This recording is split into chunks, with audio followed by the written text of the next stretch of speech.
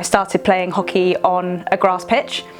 I used to borrow a stick from the cupboard. I was 5 years old when I first picked up a stick, something like that. So my whole family played, my mum, my dad, my sister. I had never really seen hockey being played at a really high level until I got to Loughborough, if I'm honest. And I didn't realise how far the sport could take you. Always an absolute pleasure and pride to play for Wales, but to lead that team out was really special. I remember Leah being really good at hockey and also really mean. When we first moved to Holcombe, I genuinely think our teammates were like, what is this? I just feel incredibly indebted to both of them for giving me the opportunity to play for Great Britain. 32 years old and, you know, never expected it, and yeah, so I will never forget that first cap. Yeah, and I look back on photos of the wedding and I do feel a little bit sad, but I know that it was the right thing to do. Sometimes I sit here and I'm like, oh my life, and I'll send her a message, you know, cap locks, like, we're going to the Olympics. He genuinely believed that Welsh players could play in the GB team, and honestly it was the first time that someone had actually said that. But I'm looking forward to being able to share my kind of story and what it was like and things like that, and no doubt I'll be asked to do an assembly and I might get like cool points for like a month or two maybe. I'm Sarah Jones. I'm Leah Wilkinson and this is my journey. My first memories of hockey are in school. I went to a school in Cardiff called Howells, and my PE teacher, who I would say was a very kind of old school PE teacher, you know, proper up and at it, you know, she'd kind of be like, get outside when it was pouring down with rain. She introduced me to the sport. Her name was Mrs. Jones, and I started playing hockey on a grass pitch. I used to borrow a stick from the cupboard, and I quite liked that it was a bit rough, and it was quite physical, and I just liked being able to basically just go outside and just knock a ball around with my friends, really. A sign-up sheet would go up, you know, on a Tuesday to see if you could play on the Wednesday. I would usually just kind of forget that the sign-up sheet had been put up, and the teacher would kind of go around the school just looking for people to play. There would be a bit more keenness to sign up if we were playing on Astro, and that was a big deal in those days, which was just down the road. And if we were playing against some of our, you know, more local rivals. But to be honest, I just remember enjoying it while I was there, but not giving it a huge amount of thought if I wasn't playing. I was pretty young. I was 5 years old when I first picked up a stick, something like that. So my whole family played, my mum, my dad, my sister, and we played in Burton, so in Staffordshire. And I remember they used to go, and my parents used to play all the time, and I used to kind of tap up on the sideline. And then Sunday morning hockey, that amazing thing kind of came up when I was old enough to take part. I just grabbed a stick and took it from there and loved it, really. To be honest, my parents probably wanted me to get into tennis or golf or one of those probably a bit more better sports to maybe earn a bit more money from, probably. But no, I don't think so. I don't think they really particularly pushed me. I did a lot of sports growing up: football, judo. I mean, every sport at school, I just took part in everything, really. So I think the point was that I was able to have a go at hockey, and it probably kept me quiet for a few hours as well, so they were probably grateful for that. I did play at a club. I played at Cardiff Athletic when I was younger. Really fond memories of playing with quite a lot of ladies that were a fair bit older than me at the time. They used to kind of just pick me up, and I'd have no idea where I was going or who I was playing against, but I'd, you know, go there and have a really good time. And I don't remember winning an awful lot in that team, but we certainly made some good memories. And to be honest, after that, I didn't, to be honest, take hockey particularly seriously until I went to Loughborough University. Sounds quite bizarre to say this now, but I didn't know that Loughborough was actually a sporty university until I got there, and I was kind of stunned by all the facilities and all the incredible people that had kind of gone there. And my next door neighbour, who became my best friend at university, said, "Oh, do you want to go across the hockey trials, which was literally a stone's throw away, the pitch from my university halls. And we went and we had a really good time. And I got an email a couple of days later saying that I'd got into to Loughborough thirds. And then, yeah, that was where kind of university hockey started. And that's where I guess the real love of the game really kind of grew, I guess. I had never watched hockey on the TV probably until 2012, like I'm guessing a lot of other people. I had never really seen hockey being played at a really high level until I got to Loughborough, if I'm honest. And I didn't realise how far the sport could take you. And I guess that knowledge and that understanding, and therefore both the love of the game and the fact that it could really take you places kind of really grew on me gradually. I remember when I was 16, I just moved to Sutton Coldfield and I just moved to Repton for sixth form, and that year, my first year, so I would have been 16, 17, we won the national indoor finals with Sutton alongside the likes of Law Unsworth. We had won the national schools finals outdoors with Repton, and we were in the final of the national outdoors with Sutton as well. So it was going to be the triple, and I'm not sure it had been really done before. And I remember in the final missing the penalty stroke in the last minute of the game and not winning the triple, which was a little bit upsetting at that time. I remember my mum drove me home and got me a Burger King to make up for it. Probably can't do it that as much anymore, but that was pretty upsetting at the time. But so many, good memories of travelling around with my team, playing for Derbyshire with County was like amazing. It was like the best thing playing there, and we had purple skirts on and white tops and purple socks. At my age, they were even like the woolly kind of purple socks and the pleated skirts. But it was so brilliant and so special being able to play with so many different teams. And then I was pretty good at hockey and football, and it became really difficult to manage being able to do both. Weekends became really challenging to jump between the two sports, and I think when I got to about 16, 17, I had to make a decision of which sport to do. And I loved both. I loved football and hockey, but hockey was just so quick, and I loved the kind of running around hitting balls, and I liked my teammates and all of those kind of things. And in the end, it just felt like the natural choice to me. And I don't really remember sitting down and thinking, right, I've got to pick a sport, but it just happened because I loved hockey so much, and I just fell into doing that as my main sport. So I started playing for Wales. I remember my first ever tournament was when I was 14. It was alongside, I think Rose Thomas came to me with that, so that's when our playing career, I guess, together started. And I remember it being some games against Belgium at their kind of Institute of Sport, and I just remember it being really, really hard. It was a really hard camp. We had to do press-ups if we were late to the meetings, which of course I was. We got told off for eating chocolate, and that was my introduction to playing hockey. And from there, I played for under 16s and a bit for under 18s and under 21s Wales. But to be honest, I kind of was a bit in and out. Like I'd mentioned, I didn't take hockey as seriously, I guess, until I went to university. So whilst I appreciated the fact that I was playing for Wales, I don't think I really understood the enormity of it until I really got my first senior cap, to be honest. So my mum's Welsh and my dad's English, and growing up there was a lot of Welsh influence with her background and with supporting Welsh rugby and things like that. It was always tension in the household during the Six Nations, as you can imagine. And I got to about 16, something like that, and just decided that I wanted to pursue playing for Wales as opposed to England.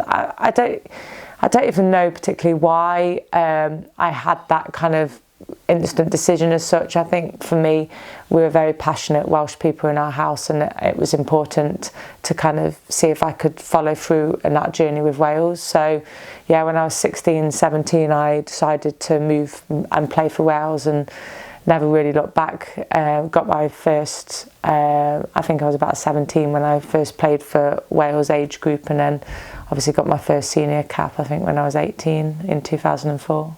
I remember I was playing against Ireland in a Celtic Cup, which was a tournament that we used to play every year when Scotland, Wales, France, Ireland would play each other in a tournament. And I remember I was in Ireland playing against Ireland, which was really special. I don't remember the score, it was quite a long time ago, but I just absolutely adored that tournament. You know, I love that idea of the home nations playing each other, and then France used to come across as well. And from then it was the Celtic Cup straight into Europeans in Azerbaijan, which was certainly a lasting memory.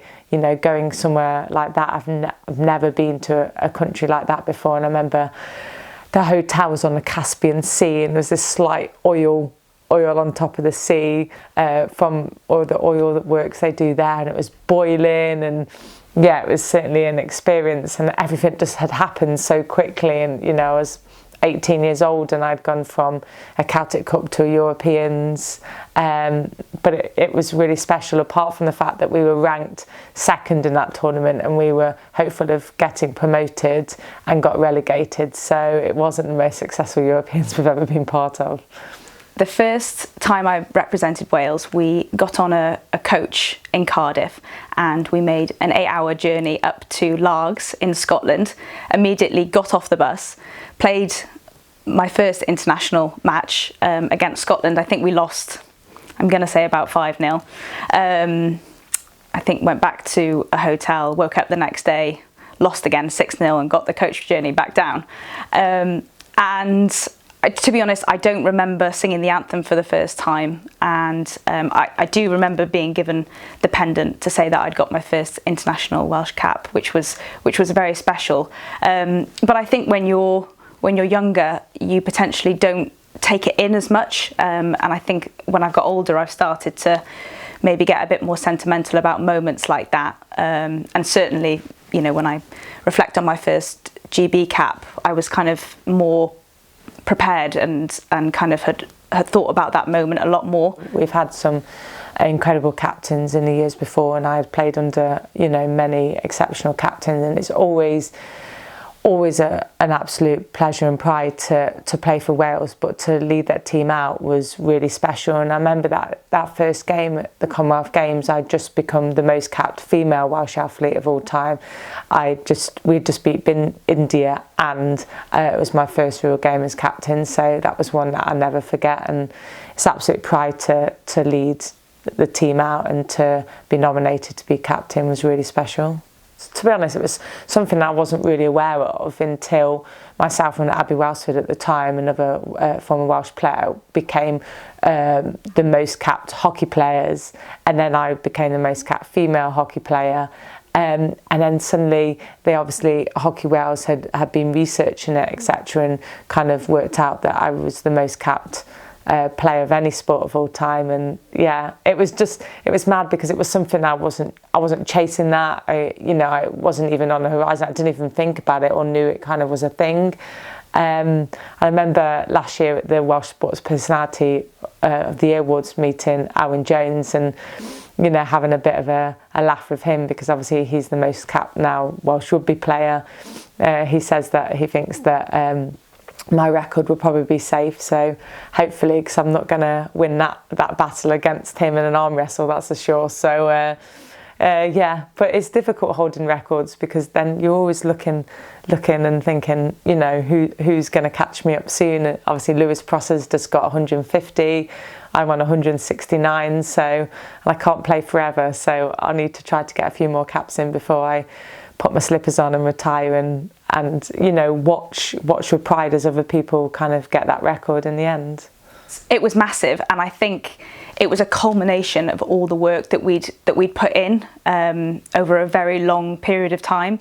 You know, when I reflect on you know, that third goal that Tash put in, it was like euphoria. I think as well, because we were the underdog, we had a lot of the neutral fans and the Aussies kind of supporting us, and it was just an incredible game to play in. And even when I reflect now and sometimes watch back the highlights, I'm just so proud of the fact that we won, but also we played really good hockey.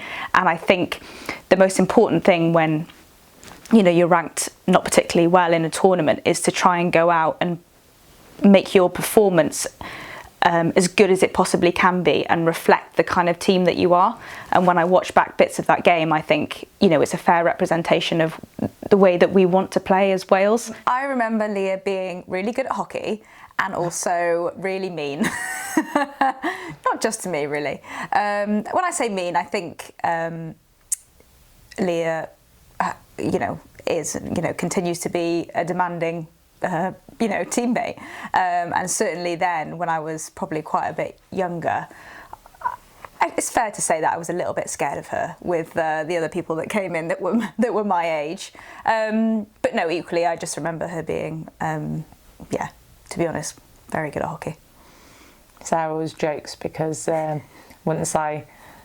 she was kind of in a way of a pass I was making, so I made the pass anyway and accidentally lifted it, and then she had a bruise for over a year, she says, on her leg. Over a year. And I don't think it was accidental. I hear that story many a time. It's been a journey, definitely. You know, we will laugh a lot about the fact that we're probably very competitive and demanding teammates anyway, you know, and always want the best for the team on the pitch. And I think when we kind of first started our relationship, we definitely had a few arguments, and I remember when we first moved to Holcombe, I genuinely think our teammates were like, what is this, you know? And over the years we've 100% learned to kind of differentiate the two and kind of split them, like you say, and be more almost like teammates on the pitch rather than bringing our relationship into it, because if not it just gets so intense. And the first couple of years of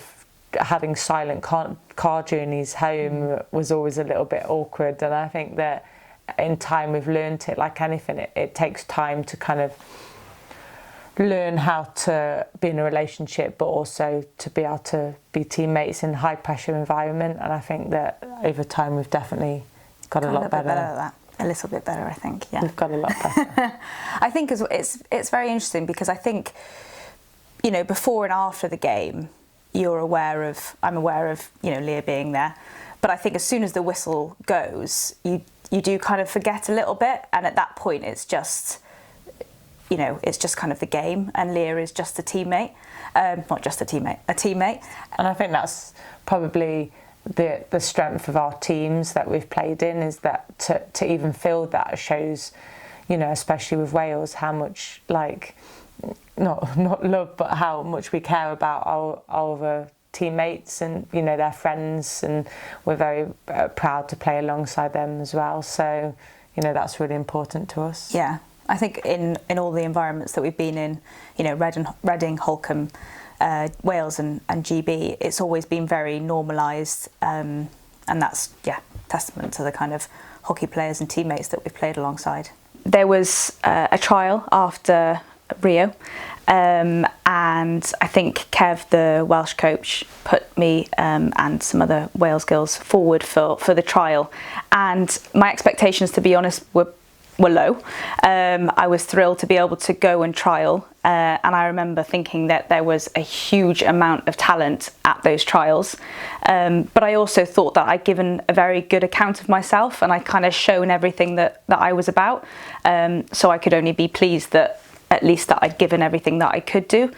And when I got the email, I think it's fair to say that I was surprised that I'd made the squad of just upwards of 30 girls at the time, and I was offered a part-time place, which meant that I could retain my job at the LTA, which was for 3 days a week, and play for 2 days a week, and that continued for 2 years, and in that 2 years I tried really hard. I worked as hard as I possibly could, and then after a couple of years I managed to secure a full-time place, which was, you know, ultimately what I really wanted. Yeah, there was definitely mixed emotions, and Sarah and I have spoken about it, and, you know, it was a really difficult time. Obviously we went for a trial at the same time, and Sarah got offered a contract and I didn't, and that was really difficult. I'd been trying to play for GB and trialling for a number of years, and it was hard, and it was really, I was really torn between pride and, you know, being really happy and my own personal disappointments.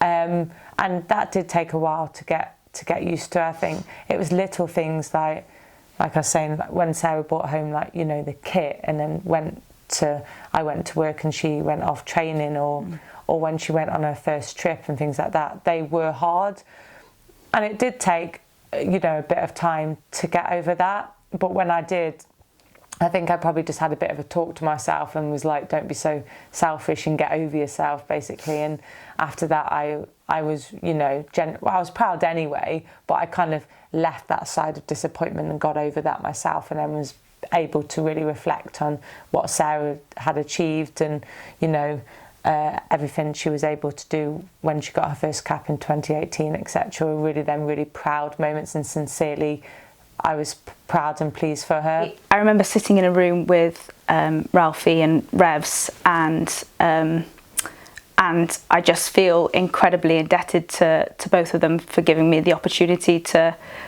play for Great Britain, and I just felt incredibly humbled to both be given a full-time place on the programme, but also be allowed to, you know, get my first cap in Changzhou at the Champions Trophy. And I think I took a bit more of it in than I did in my Welsh cap. I remember standing in the anthem for the first time. I remember Tess's mum was up in the stand. She was the only parent crazy enough to have made that journey there. And you know, making my debut alongside Erica Sanders, Amy Tennant and Tess Howard was also really special, because I thought, you know, these are pretty good players to make my debut alongside. I think my first touch of the ball, I literally just shot off the sideline, and I thought, wow, that's got all the nerves out, and hopefully things can only get better from here. I definitely took it in a bit more than I had previously, and in order to be there, I actually missed my sister's wedding, which was the day before my first game, and so it was quite poignant, but I felt that it was just a great celebration of I guess both of our lives at the time. So yeah, really pleased to at least have made that cap when I made the journey out there to miss her wedding. And she was nothing but happy and supportive, and she said that hopefully I would be there for all the other exciting moments that would be in her life. And you know, she's been like that throughout the whole of our lives, incredibly supportive and kind, and I look back on photos of the wedding, and I do feel a little bit sad, but I know that it was the right thing to do, and like I said, she was incredibly supportive in the decision to go, so that's the main thing. You know, I had 4 trials between 2013 and 2016, and every one of those I ended up breaking something or being injured, and feeling like there was a lot of lost opportunity there. So they were really difficult with injuries, and I think the way to overcome it was to, you know, kind of stay focused on what the goal was and to keep trying. And, you know, you don't, on top of being injured, you don't want regrets as well, and so that was really important for me, to keep trying, keep pushing myself. So therefore, if it happened, and for me it did. To get the call, I remember Kevin Johnson, our Welsh coach, you know, said, oh, they've been talking about you, etc. again. And I was like, you know, I didn't want to get my hopes up, because I'd been, you know, a little bit disappointed in previous trials, etc. And when I got the call to go along and play, it was amazing. And then it was like a whirlwind, because I was only meant to play the first 2 games, which were the friendly games against India. Then Mark called to say, you know, can you play in the cap games? And all of a sudden I've gone from playing a couple of games against India, which were amazing, to get my first GB cap, which was honestly unbelievable. I was 32 years old and, you know, never expected it. And yeah, so I will never forget that first cap. And, you know, it was at Bisham Abbey and the weather wasn't particularly delightful, etc. But I could have been anywhere in the world. It wouldn't have mattered, because it was so special. It's obviously something that she had worked towards for such a long time, and even the period up to getting to that point, the trials previously, but also she'd been trialling for quite a number of months up to that point. I had actually just been quite ill with my gallbladder, and so it meant that I wasn't playing in the games, but that actually meant that I could almost, because I wasn't thinking about hockey, I could almost kind of take it in and really enjoy the moment of Leah playing her first cap for GB against India. It was actually really special as a team. Before someone plays their first international game for GB, we present them with their shirt, and I was fortunate enough to be able to do that with Leah and say a few words about her to all the teammates and staff that were there, and that just felt incredibly special to be able to I guess have that moment together, and then obviously, you know, watching her play that first game, albeit, you know, in Bisham Abbey, but against India, and, you know, playing the way that Leah plays, and showing off, you know, all that she's able to do, but in a GB shirt was incredibly special to watch. You know, when you fill out forms and people say, "What's your occupation?" and I'm like, it's so weird not to write teacher, or I have to write athlete, or, you know, things like that. It's so odd, and it's just mad, really. I genuinely look around sometimes with my teammates in the facilities at Bisham and think, how has this happened? It's literally been just a whirlwind, and I just feel so exceptionally lucky to be able to kind of live this life and live this dream, really. And yeah, it hasn't been as long as I wanted to, you know, and yeah, I'm coming up to retirement, etc. But it's a couple of years that I will never ever forget, and I feel so unbelievably lucky. But obviously I'm always grateful to Mark and Ralphie and Katie and Revs before that for giving me the opportunity, and I will forever be in their gratitude for selecting me. So yeah, I feel very lucky to be given this opportunity, and they've kind of saw past the potential of my age and things that had happened in the past with injuries, etc., to be able to be given the opportunity. Yeah, so we decided to not get the email together. I think we were by no means certain that it would be positive news for, you know, one or both of us, and we thought it was important that if one of us got, you know, negative news, that we didn't want it to affect the other one. So we decided that that we'd get the email separately. Leah was back at home in Derbyshire, and I was here, and my mum actually came up, so I could kind of get that news with her, good or bad, because I thought she'd be a good person to be there, either to celebrate with or to cry with. I mean, you cried anyway. Cried anyway, yeah. But yeah, it was just incredibly emotional, an absolute roller coaster of a day. We got the email at 3 o'clock, so you can imagine the hours waiting up to that moment. Yeah. I just felt incredibly emotional, but probably not even as emotional as my mum did, honestly. I remember I was doing colouring in with my nieces, and I couldn't even get to my phone to check because one was sat here, and, you know, the other was probably pulling a pen or something out of my hand or whatever at the time. So no, it was really special, and it was nice, obviously, to be able to call Sarah straight away and be like, we're going to the Olympics. And again, it's one of those things that probably hasn't quite settled in yet. Sometimes I sit here and I'm like, oh my life, like, and I'll send her a message, you know, cap locks, like, we're going to the Olympics. But yeah, just brilliant, and we feel, like I say, so unbelievably lucky, really. Kevin Johnston's had a huge impact, both at Holcombe, but also with Wales for now, goodness, I think about 6 years. And I remember the first day that he came along to the Welsh squad, he laid out a number of objectives that he had for the Welsh squad, things like doing well at the Commonwealth Games, getting promoted to A Division at the Euros, but also to get Welsh players into the GB squad. And at the time I remember thinking, well, that's never going to happen. And he laid out the ways in which we would get there, and he genuinely believed that Welsh players could play in the GB team. And honestly, it was the first time that someone had actually said that, and I think to be given that belief, and he was so steadfast on that belief, made me believe it too. And so he's certainly been pivotal, really, in that kind of later part of my hockey journey. It's really important that we are role models to players in Wales, and I think playing for Wales, especially for Sarah that grew up and played a lot, potentially sometimes it doesn't feel like it's achievable, or you can really do it and play for GB and it feels like a million miles away, but actually to be able to play for GB, but also then to be able to go back and play for Wales and go and help with the age groups and things like that, we hopefully will be role models and show that it is achievable to play for Wales and for GB. And I think for me that's probably the most important thing, because it's about creating a legacy of future athletes coming up knowing that they can do that.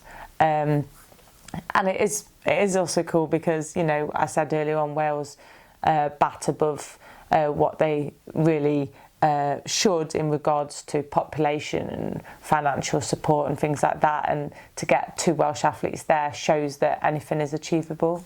I think just as you go through your sporting journey, you realise how important family support is to you, especially my mum, my dad and my sister have just been wonderful across, I guess, the whole of my sporting life, starting with football and all the way until now. And I just feel incredibly lucky to have both their support and my wider family support and all my friends, because it really does make all the difference to have that kind of that love and support in your life.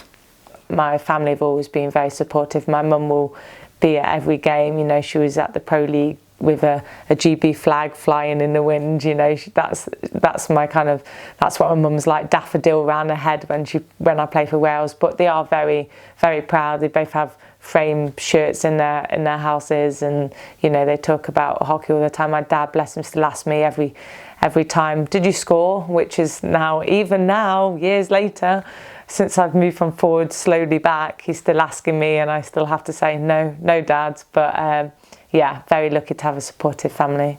What I hope for mainly is that as a team we are able to show what we're about, and I think we've gone through a lot in the 5-year cycle, but especially the last kind of 2.5 years, I think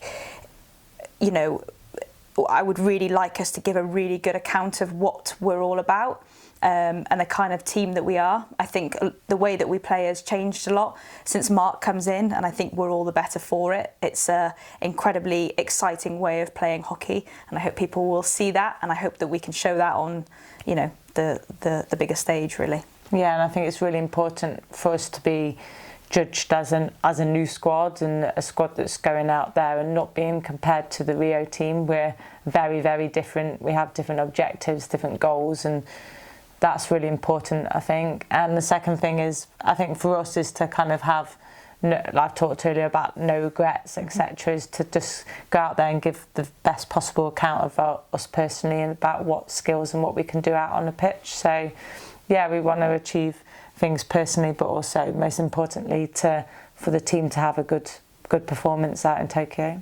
Yeah. But I'm looking forward to being able to share my kind of story and what it was like and things like that, and no doubt I'll be asked to do an assembly, and I might get cool points for a month or 2 maybe. That's probably about it, and then I'll probably be sat in November, December in the rain writing reports, and it would feel like a million miles away. So I'm going to treasure every moment of this experience now before I have to go back marking homework and sitting in detentions.